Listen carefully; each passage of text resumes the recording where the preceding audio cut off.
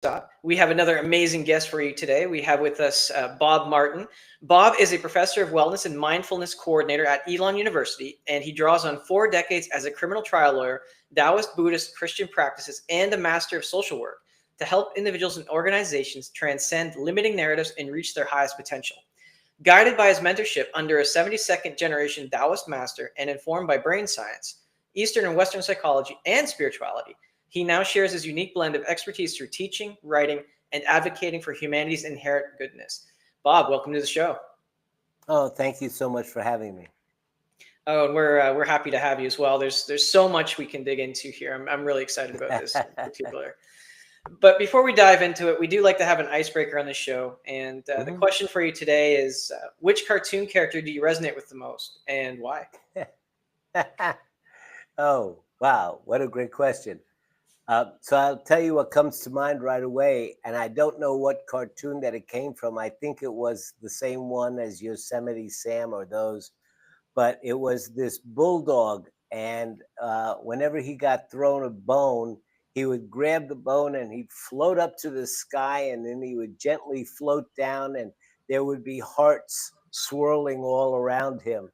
And sometimes I just think that I just relate to that. So that's what comes to mind. Um, I definitely love that one for sure. Mm. So let's dive into the one of the main questions we have for you, because I'm interested in hearing your take on it. What is procrastination to you? How do you define it, and what does it mean to you personally? Well, I can only tell you from how it, shows up for me. And of course, for many of my students, they talk about procrastination, and we kind of work through that with mindfulness tools. But for me, it's I'm always belabored by the question, how am I going to do this? What am I going to say? Because it usually comes with sitting down and writing for me, because I'm a writer. So what am I going to say? How am I going to start? And I get all of these how, why questions, as if I really don't have a clue. Until I finally start, and then I find that I do have a clue. But it's just a series of thoughts that are an obstruction. They're just forming a reason why to do it. But when you talk about procrastination, the funniest skit I ever saw on procrastination was Ellen DeGeneres does a skit on procrastination, and it is absolutely hilarious.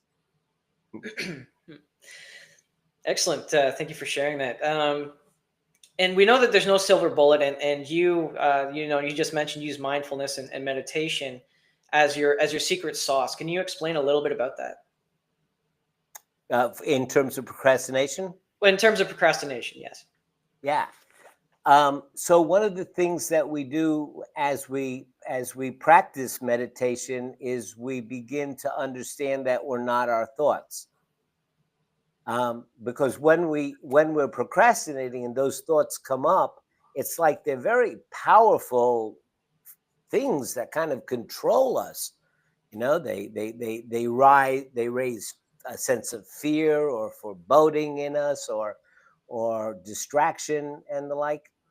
And one of the things that we do in meditation is we practice stepping out of our thoughts and watching our thoughts. The scientists call it metacognition, thinking about our thinking. And as long as we're just thinking, we're in our thoughts and we're controlled by them. When we start thinking about our thinking, we move into kind of a somewhat slightly different ego state, where things are a little less emotional and a little bit more stable. And so we start to recognize, oh, that's just a thought. I'm not that thought. I am the creator of that thought. So the moment I can say, oh, it's just a thought, and I can't hold it in my hand, I can't sell it, I can't trade it. It's going to be here, and I can't even hold on to it because it's going to be gone in a moment, and it's going to be replaced by another one. So it's virtually worthless. And the moment I can decide which thoughts I want to take action on and which thoughts are just going to let them pass by, I start to be able to become more effective in my thinking. And so now, these days, when I have those thoughts, I want to sit down, I start having those thoughts. I actually, I know this may sound counterintuitive, but I actually start giggling because I think it's just funny because I've had those thoughts 1,000 times, and 1,000 times I've sit down, and sometimes I've even written brilliant things. So how crazy is it that these thoughts that have no connection to reality keep coming into my head? So it's I like to quote that Simon and Garfunkel song, "Hello, darkness, my old friend." Hello, thought. Hello, particular thought, my old friend. And I don't try to resist it, and I don't try to make it go away, because what you resist persists. I just greet it and I befriend it and I say, "There you are. Thanks for showing up." And it kind of says, "Well, this guy is no fun to bother anymore." And it goes away. No, I really like that, and it segues into my next question for you, actually. So, what is your journey? What has been your journey that has brought you to this, this way of life for you now? I mean, how did you get to where you are today? So much my story. So I grew up in an amusement park family. My folks had the cotton candy popcorn stand, and we traveled a bit, and we were in amusement parks, Rockaways, Playland, Queens, New York, on the beach. And much to my dad's dismay, I became a lawyer, and it was not just to give you a time frame. We're talking the '70s, so we're talking the times of Scarface and Miami Vice. In Miami, I was worked for Janet Reno. Some of your audience might be old enough to remember that name. She was the Attorney General in the Clinton administration. She was the one they say is responsible for Waco and that terrible tragedy. Um, and But she was my boss. She crazy, wonderful human being. And we we I rose up in the office pretty quickly, and I was a pretty well respected prosecutor. And we went and uh, filed a civil case against the cartels and the mob. We hit them for a lot of money, up in the millions and millions. And shortly thereafter, I went out in private practice, and the Italian leg of the Miami conglomerate came to see me and basically said that they were pretty impressed with me since I beat their lawyers, and they wanted to start sending me clients.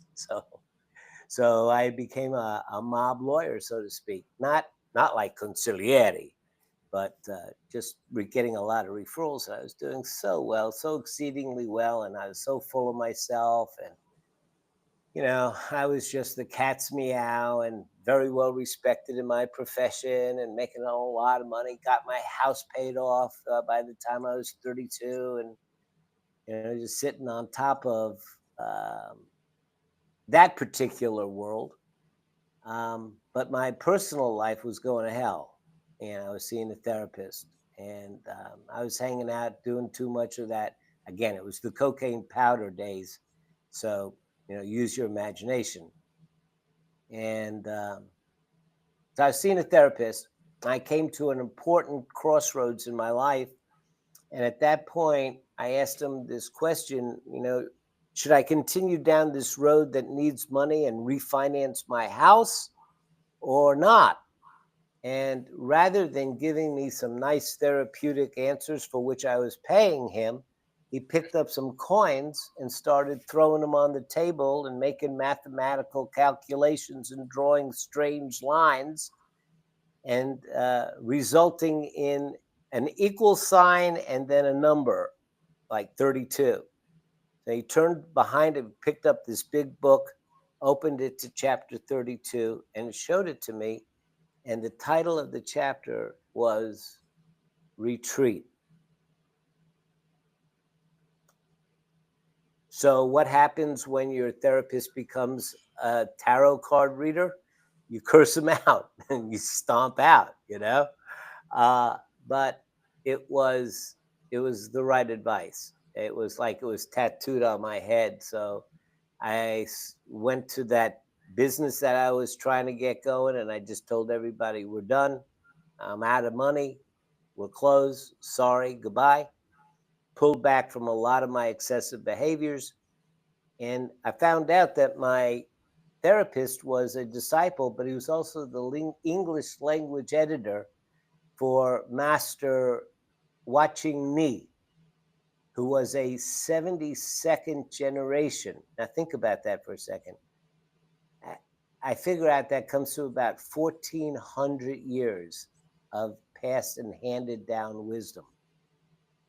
And Master Nee came to Miami, and the moment I met him, um, I knew it's just one of those things you just feel it. I just knew this is a man who I wanted to learn from.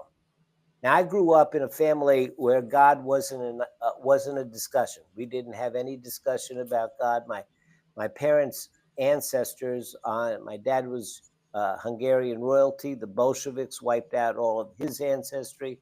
My mom was Roma Gypsy. Everybody wiped them out. They just, could not put forward the hypothesis that there was a God. So I grew up without a God, although my dad was a very virtuous man. So I can't say I didn't have a good role model about how to live. But when Master Nee came, he gave me an owner's manual on how to live life in the Taoist way. And, we could have a whole podcast about, what Taoism is and what it is. But basically, if I had to put it in a nutshell, what Master Nee would define mastery in life to be, he would say, it's learning how to go with the flow so that you put out less effort, but are more effective and more efficient with less effort. That would be the goal of life, because if you can accomplish the things that you want to accomplish with the smallest interference possible, yet having the greatest impact, then your life is going to be happy and calm and serene. It's the way to a happy life. And, of course, the group asked him, is this possible? And he says, yeah, it is. It is possible. You understand it when it comes to an athlete.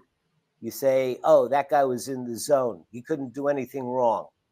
And when he comes off the basketball court, you say, what a great game. And he goes, it didn't even feel like it was me out there. Well, Master Nee taught us that you could live your whole life in the zone. Now, admittedly, he spent his life in a monastery studying how to do it, and we don't. But we can take a few steps in that direction. So, to answer your question, those practices led me to understanding that you can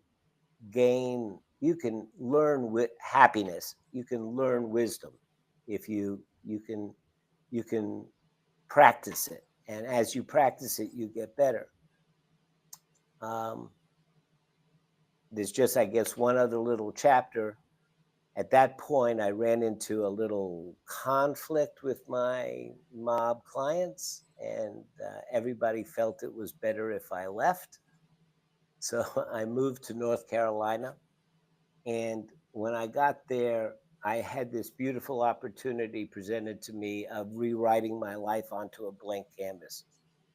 I left the chrome and glass disco Miami for rural North Carolina, where the first case that I tried was the criminal charge of taking antlerless deer. So that's a far cry from first degree murder, right? And it was a big culture shock, but but it was exactly what I needed. And there is when meditation really became important to me. Eventually, a really important group reached out to me and they asked me if I would commit to a 2-year rigorous teaching on becoming a meditation teacher, and I did. Wow, it's a long story, sorry, but Don't be sorry. Don't be sorry for your story. There you go. I made a rhyme. um, thank you so much for sharing. It's actually very inspiring because many of us can relate, not necessarily in the same situations, but Mhm. many of us go through the hustle and bustle. I've been there. Going through almighty dollar, hitting the pinnacle of success, being unfulfilled, and that sort of thing. Let me ask you, because you've been doing this a very long time. One of Mhm. the things that I especially run into a lot too with people I work with, and I'm sure you run into it too, is in an increasingly distracted world. Mm. What do you do to try to limit that noise and get into meditation? So, sorry.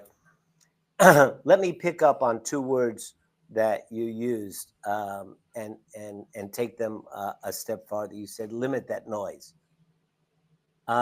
So, that reminds me of what the most general reaction that I get from people when they find out that I'm a meditation teacher. And it goes something like this: "Oh, meditation, I really need that, but it's not for me.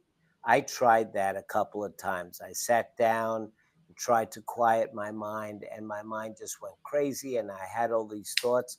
And I always have all of these thoughts. And when I try to go to sleep at night, I've got all these thoughts and everything else. There's just no way I could ever quiet them."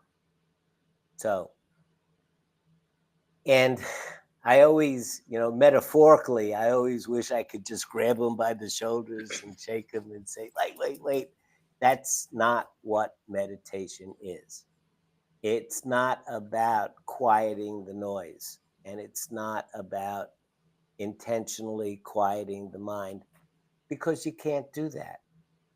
I have been doing this for 20 years, and my mind still goes into default mode where I'm in a fog of rumination and projection, thinking about whether I left the stove on and what I'm going to have for lunch. And did I forget that meeting? And did I check my to do list and that deadline? And, your mind just goes nuts. It's in default mode.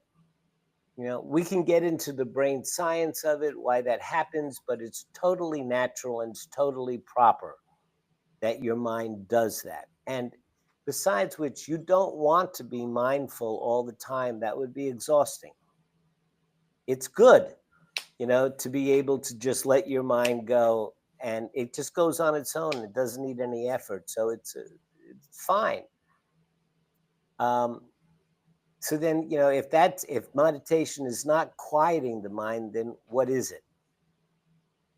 And the best short definition that I could give it is a system of learning how to skillfully manage your thinking. So, in order to manage your thinking, first you have to be able to know your thinking.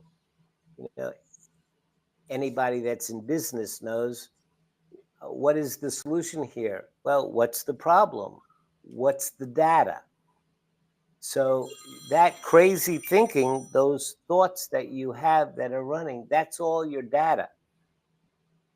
So we need to be able to let that happen and watch it. But it's different to just be thinking than it is to be noticing your thinking. And that's the little shift that meditation is. It's just taking a little while, not to stop it, but to allow it and notice it. And if you put it that way, we all do that to some extent. When we say, why did I say that? Or, uh-oh, this isn't going in a good direction. Even as you're saying something, you're thinking, oh, this isn't going to go well. Okay. So that's thinking about your thinking. Uh, the difference is that we do that generally automatically, and we can shift to start doing that intentionally, paying a little bit more attention to that second voice that's commenting on our thinking. And if I can even be so bold, we can even start noticing the noticing of our thinking. Mm. Can you get, so it would sound like, you know, I'm listening and I'm saying something, and then I'm going, uh-oh, this is going to go in the wrong way. And then you think, oh, look at that. I just noticed my noticing. That this is not so hard to imagine. So in meditation, we just have some techniques that we can teach that get us more familiar and awake and aware of that whole process. It's really just kind of sitting and allowing the thoughts to run, and noticing them as they run.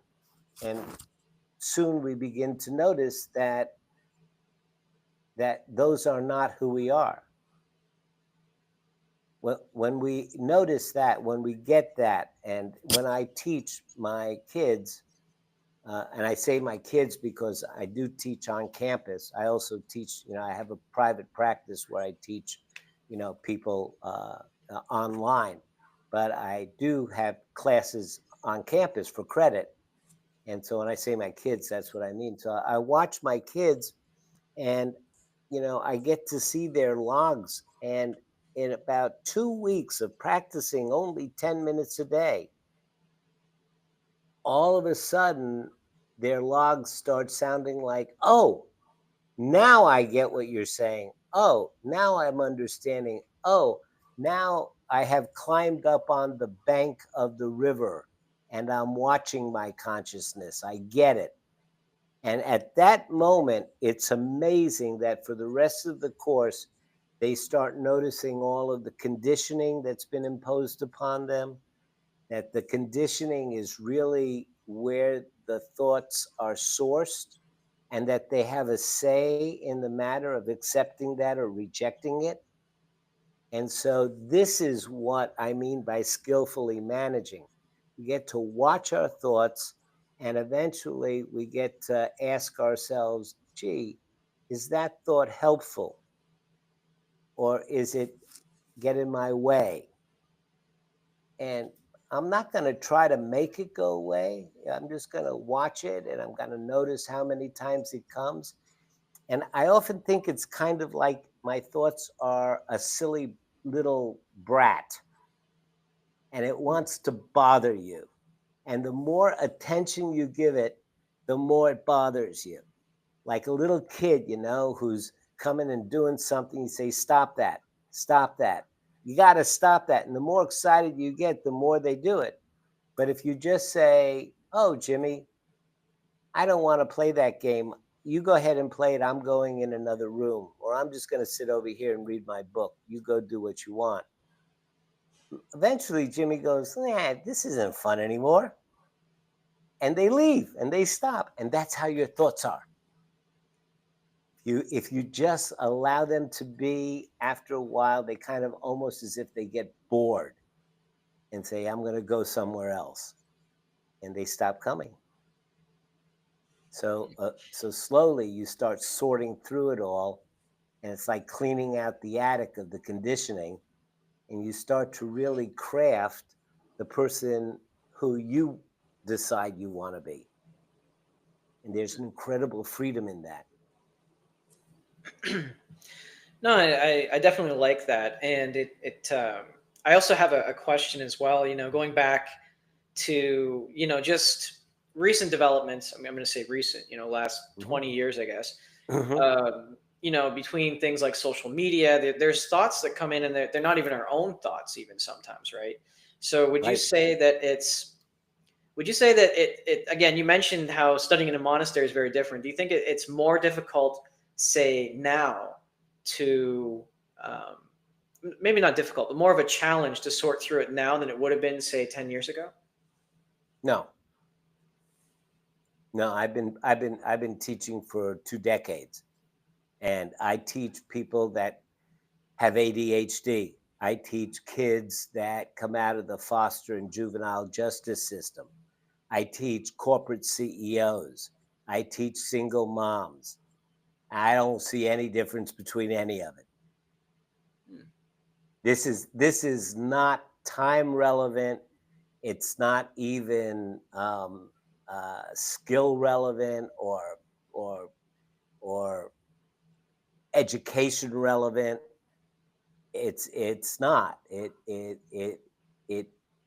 these these are radical acts that I'm asking my folks to do because, as I mentioned, most of the time we go through life caught up in a fog of rumination and projection. And what I'm just simply asking folks to do is to pay attention to that. And this is a new skill. This is not something we normally do in our life. So no matter what your education is, no matter what your experiences are, it really doesn't have a lot to do with that. Now, I will say, trauma informed meditation um, does require, an extra level of sensitivity. For example, we do one of the meditations that we do is a body scan, where we pay attention to the physical sensations in different parts of our body. For some folks, different parts of the body carry a lot of pain and suffering. So, there is some sensitivity that we need to have to those kinds of traumas. But, other than that, I don't really see a lot of difference. I think it's accessible to everyone, at any age, except kids do take to it a whole lot easier. My 12-year-olds, it's like almost they look at me and they go like, no, duh. you know, I had one kid. He pushed. No, I'm sorry. He was on the playground and he tells me we meet once a week for an hour, and then they practice on the app that I provide 10 days a week, and then they log that, and I give them feedback every single day, which is makes the way that I teach unique. You get contact with me every single day, um, just a little bit, just moving the foot a couple of inches. Anyway, Johnny, he says, yeah, Johnny was on the playground with me and he pushed me down, and I was really mad, and I was going to get up and punch him, but I remembered to do my breathing, so I went over to the bench and I sat down and I started to do my breathing and pay attention to my physical sensation. We didn't say it in this terminology, but this I paid attention to where I was feeling my anger in my body and where what I was thinking, and like, so the anger went away, and then I thought that if I went out and I punched him, then we'd never be friends. Now, for that kind of a skill to be with a 12-year-old who comes out of the foster parenting system, I think is extraordinary. Wow. I mean, yeah, that is definitely an extraordinary story. I mean, I don't know. I don't know how many 12-year-olds, well, I'm sure that any 12-year-old student of yours, but I can't really picture how many 12-year-olds would have that amount of, I guess, awareness, right? We're talking about awareness Mm-hmm, and mm-hmm. emotional regulation. Well, I would say it's that, but the way that I would phrase it as a meditation teacher, because I would phrase it that way as a therapist, but as a meditation teacher, um, I would phrase it as it's hard to imagine a 12-year-old being that skillful Mm, because it's just skill. It's just skill, like learning to play tennis. It's just a skill. That's all it is. very true. And you said it was easier with children than it is with adults. I'm guessing that's because less programming to kind of undo. Um, Yes, yeah, less conditioning. Yeah. and speaking about that, when we're talking about meditation, I mean, one of the I guess one of the obstacles some people come into is, they say, "Oh, I don't have a quiet place," or "There's always the neighbor with the music," or something like that. How do you approach that? So that happens all the time in my classes, all the time. That's completely common. And the way that we deal with it is, like I say, they get an app, and on the app are all of the guided meditations and all the resources they need to do their 10 minutes of practice. When the gong goes off on the app, then a log comes up, and they immediately dictate or type in their reflection. That reflection comes to my dashboard in the morning. I get up at 4 o'clock every morning, and I sit down and I read the yesterday's logs for my students, and I answer them before 6 o'clock, because I want them to have the feedback from yesterday before they practice today. And so I will get logs that sound like this. Oh, it was a terrible meditation. I didn't even meditate. I didn't do anything. I didn't even listen to the guidance because there was this dog barking, and I started trying not to be distracted by it, but I couldn't help it. I just felt myself getting angrier and angrier until my cheeks were burning. And then I wanted to get up and say something, but I didn't. And then all of a sudden the gong went off, and I can't believe the session was over and I didn't even listen to it. Okay, Hmm. typical of what you mentioned. So I get that. And what I would do with that is I would respond by saying, I don't think that was terrible at all. I think that was wonderful. I think there was a lot of data that you noticed. You noticed that there are something called distractions. You noticed that you tried to resist it, and you noticed what that felt like. You notice that trying to resist the distractions did not work. And all that happened were that you get more and more upset. And you noticed what it feels like to get upset because you mentioned your cheeks were burning. And you notice that when you're upset, time compresses because you were surprised that the thing was over. So look at all of the data that you noticed and learned about how you are and what you do, in the face of this is great. This is terrific data. Good job. I think that was a wonderful session. So they'll get that back from me that day. So that you might get stuff like that, and it'll continue on. They say, I couldn't focus. And I'll respond with, yeah, so you keep thinking that the goal is to focus, but the goal isn't to focus. The goal is to notice when your mind wanders. And so if your mind doesn't wander, then you're not meditating. So you're cool.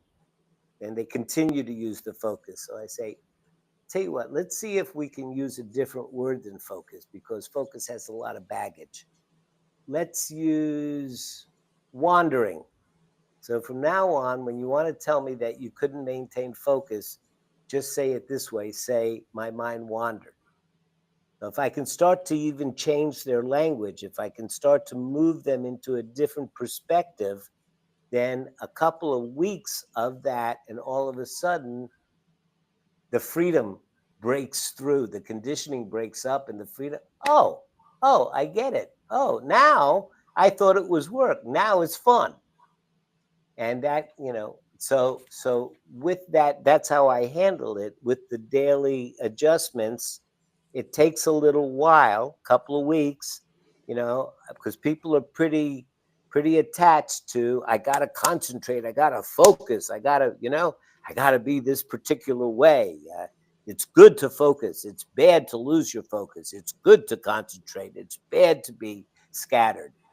And and then, from there we can even move on to looking at all the judgments.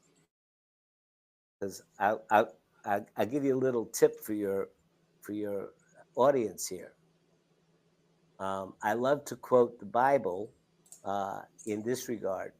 Somewhere in the Bible it says, "Judge not, lest you be judged." And everybody thinks that that's all about. It's not our job to judge, because when you go to heaven, the Heavenly Father will judge you. That's how most people see that. I see it very differently. See, Chris, you and I, we know that we've had different experiences, but the mere fact that we can talk to each other means that we kind of figure that our minds generally work alike. Generally, not according to our biases and our prejudices and our particular thoughts, but generally, if I talk to you, I have to believe that your mind generally works like mine. Otherwise, it wouldn't mean anything, right? So if I'm going around judging a lot, I'm judging people. I don't like the way that person looks. They shouldn't wear that. Their hair, I can't believe they got that tattoo, blah, blah, blah. And then, of course, there's all the biases and the other ugly stuff that we judge people with. If I'm doing that a lot, because I believe that most of our minds work pretty much, I am fairly convinced that you're walking around judging as well. And that means that you're judging me. So the more I judge, the more I wind up feeling judged. And feeling judged is a terrible way of going through life. It certainly is not a happy way. So, one of the things that we start looking at inside of our thoughts is our judgments. And as we begin to understand that our thoughts are just these little electrical impulses, we start to understand that our judgments are also just that. Now, I'm not saying we shouldn't be discerning, and we shouldn't go step out in front of a bus because we think that, what the heck, I don't have to judge things. But if I can in any way start to reduce the amount of this unnecessary judging that I do, good, bad, like, don't like, I'm going to start feeling less judged. Hmm. So, judge not lest you be judged really is see if we can reduce the amount of judging that we do, and we'll have a much happier life. Wow, that is such a powerful note. To have here, and thank you so much for that. And Mhm. it does shine a lot of light on that subject. Because we're in a society where we're kind of programmed to say, well, heck, so social media, you know. Yeah. Oh, I like this. I thumbs down, thumbs up. Like we're programmed to do that, and it's because we do that, then we're projecting that, oh, everybody else must be doing the same. Hmm. Wow. Bob, it's been a really great conversation, a lot of great insights. We're coming up close to the time here. Is there anything you feel I should have asked that I didn't ask, or anything you feel we should have covered that we didn't cover today? Yeah, I would just say, and I would emphasize um, this very simple statement: let it let it burn into your forehead the way retreat burned into mine. Okay, you're not your thoughts. You're the creator of your thoughts. We even, we even reflect this in our language. We say, "I had a thought." But who is the I that had the thought? Well, you've got a choice. Either the I can be all of the conditioning that came from your family and society and the environment, or you can do the work of going in and cleaning out the attic and deciding who the I is that you want it to be. And you can then change your thinking. You can manage your thinking. Can I tell you one other little quick story? So, brain science tells us that you can use your mind to actually restructure your brain. It's called Hmm. neuroplasticity. So, the taxi drivers in London are required to know every nook and cranny of the city, every alleyway and the like. They have to do an incredible study and they put to a very rigorous test. So they decided that they would take pictures of their amygdala, which is the place where your directional concept is housed. I'm sorry, the hippocampus. Okay, actually hippocampi because there's two of them. So they took a picture of the hippocampus, and then the subjects did their study, weeks of study about direction and the like. And then after the study, they took a picture of the hippocampus again, and they found that it had grown taller, wider, longer, and thicker. So you can actually use your mind to restructure your brain to facilitate the person that you want to be. We can do this. So I want to leave with that thought, even if nobody takes on meditation today. I hope that's something that they'll never unhear. You're not your thoughts. And that will just start building a sense of curiosity. Well, if I'm not my thoughts, then who am I? Then who am I? Wow, such an amazing, powerful note to end on there, Bob. Just before we go, Mm-hmm. what is the best way for us to learn more about your course? Maybe get your app, get in on the course because uh, something everybody needs. Okay, so it's funny. I just started writing up a couple of assessment tools, self-assessment tools, like how much do I know about meditation? uh, how self-compassionate am I? How happy am I? Things like that. And I'll be publishing them on my web page. So I think that starting down and doing some self-examination like that would be helpful. I have written a free ebook, which is a primer on beginning.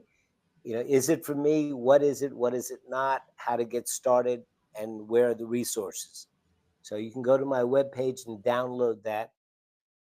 There's also 56 gigabytes of freely downloadable instruction sheets, guided meditations, audios, videos on my website that are free. And if you would like to speak with me, there's a contact button, and I'm happy to take your email and set up a 15-minute phone call and explore whether meditation is right for you. And of course, my courses and how they work and all of that. So I would say, uh, I, I don't mean to be arrogant or pushy or salesy, but there's actually a lot of good free starter information on my website, and it's a good place to start. And it's at awiseandhappylife.com. Well, excellent. And that's very generous. Honestly, 56 gig. That's a lot. So I'd encourage all our listeners. Don't worry about grabbing a paper and pen. We're going to have that in the show notes for you. You'll be able to find it. Um, Bob, again, thank you so much for being on the show. To all our listeners, thank you for tuning in. And maybe just remember, if you can't find that motivation or inspiration for yourself today, maybe just go out and try to be that motivation and inspiration for someone else. And we'll see you again next time. Okay.